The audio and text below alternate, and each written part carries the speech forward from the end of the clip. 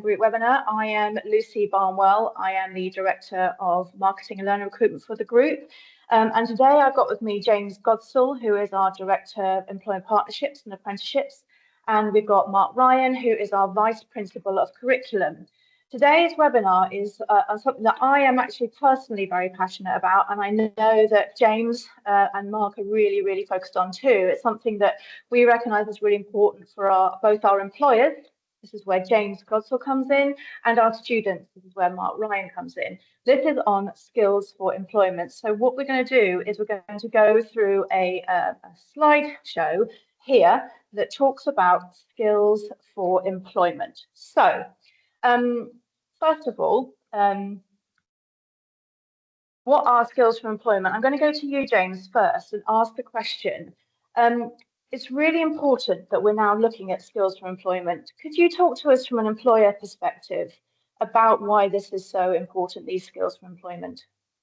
Yeah, thanks, Lucy. So there's been a number of national, local reports done with groups of employers, and what they created is local skills improvement plans, and they're all around what are the skills that local employers need in different sectors, and those sectors can be diverse as hospitality, business, construction, engineering, you name it. Any sector, they will have been consulted as part of these local skills improvement plans. And what they've done both in the South Yorkshire area and in the East Midlands, so the North Nottinghamshire area, is essentially say the same thing, which is from a college perspective, the most important thing that you can give learners that will help them progress in their careers is what we call soft skills, power skills, communication, team working, resiliency. And these are all really important from an employer's perspective, because what most employers will tell you is that they can train the technical side of things. Now, of course, as a college, we train the technical side of things as well. But what they want is learners that can come in and ask questions, that aren't afraid to put themselves out there, that can work as part of a team with people that are older, younger, different ethnicities and genders than they are. And that's something that's really important for our employers, and something that we're trying now with our power skills to put into groups of students. Thanks, James, because we worked on, I think we were working on this for about 1.5 years now, having businesses in with focus groups, and every time we talk about higher education or sort of forums, it all comes back to these transferable skills, and they say, please give us employees who will have these transferable skills. So now over to you, Mark. How can we encourage, let's say, employers who may be on here, parents who are on here, and there could be learners on here too, about the importance of power skills, and why is it so important that our learners look to activities and skills to develop these power skills, transferable skills that employers need for the future of our economy? Hi, Lucy. Afternoon, everyone. It's extremely important within curriculum and within the college and within a programme of study, whether it's for 16 to 18s, it's for adults, apprentices. We encapsulate and create a sequence and logical curriculum that looks to embrace, embed, advance those power skills, or soft skills, or transferable skills that's been mentioned earlier, because we live in a society now where students will have a career that will move from one thing to the next thing, to the next thing, to the next thing, and they will change their career, and they'll change their career because of how technology has advanced at the speed of the young people, or people, society can access things, hence why these skills are absolutely vital. So the multiple different activities that take place to assess an individual, whether it's a written piece, it's a presentation, it's a practical element, it's a scenario-based project. They're things that will be their activities that encompass all of these skills are absolutely transferable. So everything that James alluded to, communication, organisation, time management, resilience, assertiveness, they're all things that we're trying to and looking to and advancing within our curriculum, so that these students have the opportunities when they have experience of interview, experience of trial days, experience of starting employment, they have these skills that they've advanced, they've accomplished, they've developed, to give them a real strong starting foundation within their chosen career or their chosen vocation. So just to summarise, we are working tirelessly to ensure that our sequence, logical, structured curriculum enhances, advances those skills that James alluded to. Thank you. Thank you, Mark. That's great. So James and I have been working on this Skills for Employment project for the last about sort of 12 months, 18 months now, talking with employers, getting employers on board. And Mark and I have been working with the enrichment side of things to really look at how we develop these skills for employment within our students and give them the best chance when they go out of college into the world of work to be employable and really employable, and also more importantly to keep those roles that they have gone into and stay with those companies, because that is really crucial and it's something that employers are really looking for now. So what more can we tell you about power skills? They are the transferable in-demand competencies that can help individuals be successful in a rapidly changing work environment. And Mark alluded to that it's all about, no one's going to stay in a job for the same job for 45, 50 years of their life. It is absolutely now where we see that learners who are learning in our colleges are probably going to do probably 5, 6 different types of jobs for the rest of their life, and so they need to be learning transferable skills. So we recognise that academic qualifications are important, but what is the most important thing is that, you know, when you sit in front of someone, and James, Mark and I hire people in our teams, we are looking not just for those academic qualifications that we can read on a CV, but we want someone in front of us to be have great communication, to be able to problem solve in front of us when we ask questions, to think critically, to act as part of a team, and to present brilliantly well. All of these things are absolutely crucial when it comes to developing our learners nowadays. So as I say at the bottom there, you know, learners will need to skill up, or they will lose out if they don't look to develop these in-demand skills. So what we've done is we created this Skills for Employment badge, in effect, with lots of local businesses. And we will, this is quite a unique offering. RNN Group has launched this last October in our Induction Weeks program. And this program will really help support our students within 10 key skills. And I'm sure you're all asking what those skills are, and here they are. So these 10 power skills are listed here on the right-hand side. These have been developed in conjunction with local employers, but also knowing what we know from the local skills plans are crucial areas that the regional development agencies want us to be developing within our students. And these are the power skills that we feel are really, really crucial and have employers have been saying to us, especially things like reliability and time management, especially from employers, are areas that they are wanting to see in their future workforce. And what I think one of the things is that it's really great, Mark's alluded to this, but we are developing that as part of our curriculum. It's not just something we do as an add-on, which is this project. This is something we are developing as part of our curriculum alongside this new Skills for Employment. This is the Skills for Employment brochure that we created for employers, so they understand more about what we are trying to achieve. And we have a wonderful set of employers that are already on board with it. The whole point of this is that we create a gold standard power skills project that learners can buy into 10 different power skills, develop those skills ready for the workforce when they leave college. So what do students need to do? We have tried to make this very, very simple for students. They use the Navigate program, they choose a power skill, they complete 3 tasks assigned to that area. So for instance, communication, I'll use that as an example. They will probably, within their daily sort of learning, or if they're off doing industry placement, they could talk to a customer in a way that brings that customer on board, or they could email a customer and send a really wonderful email that engages that customer, or does a follow-up as well. That could be 3 tasks. It's not just one. We're not saying a learner can just do one and that's it, they get a certificate. That is not how it works. It works through them completing 3 tasks. Those tasks are added to Navigate, a system our learners are very much knowledgeable about.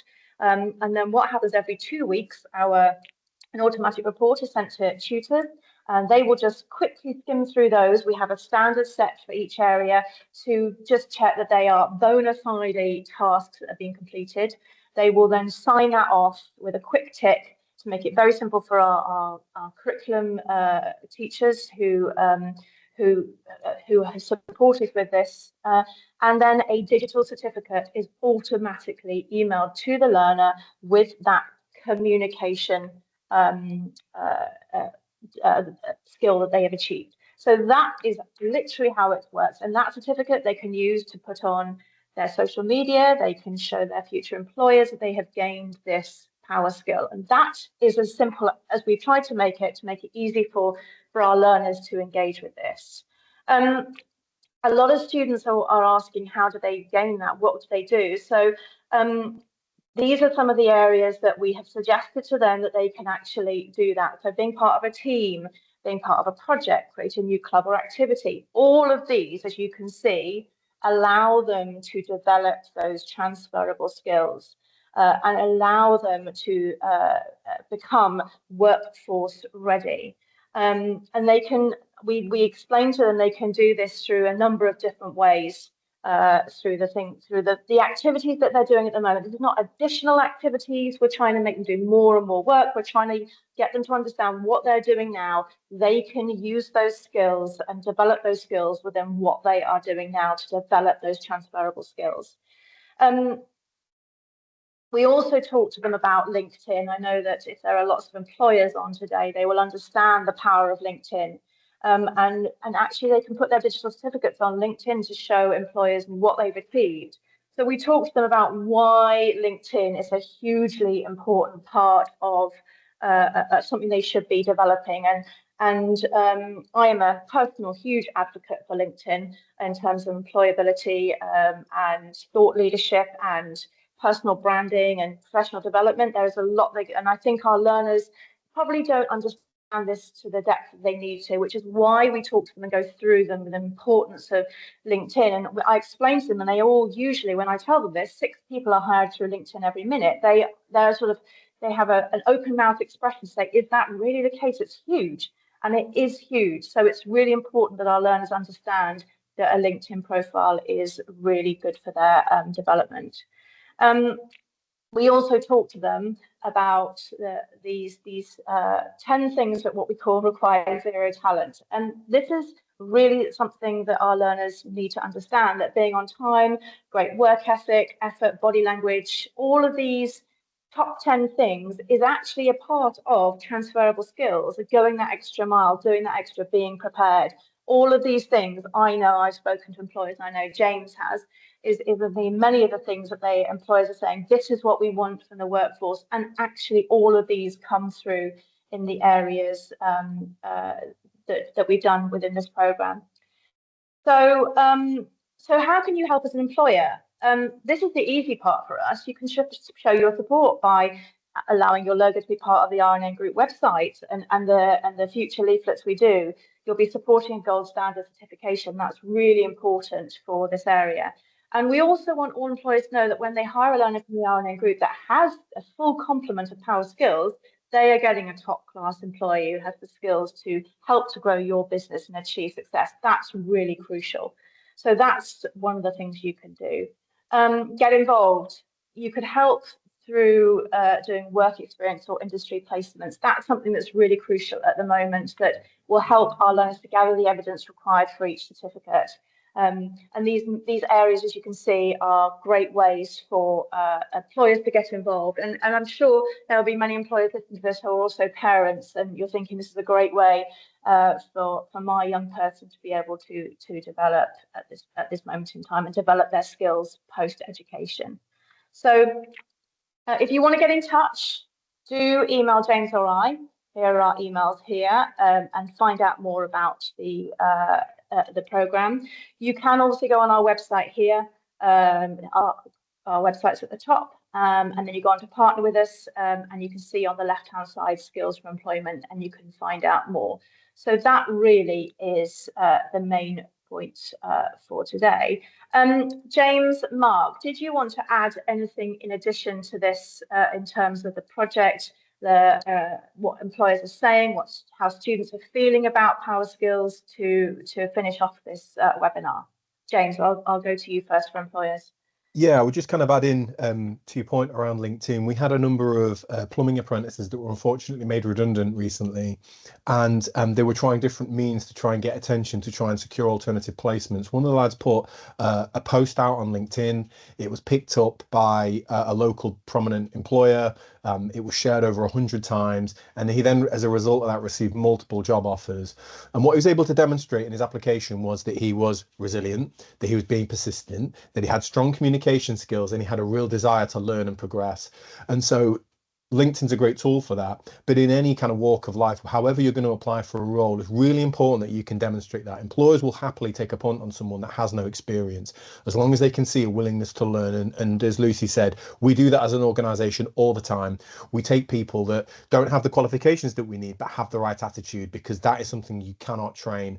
And so doing these tasks will push you out of your comfort zone. And whilst there'll be elements of the Power Skills that you think, I know that, I can do that really well, there'll be elements that you don't. And what we would say is really focus on those, because you don't have to be an expert at them by any means, but you want to be confident enough that if it comes up in an interview, you can answer it confidently.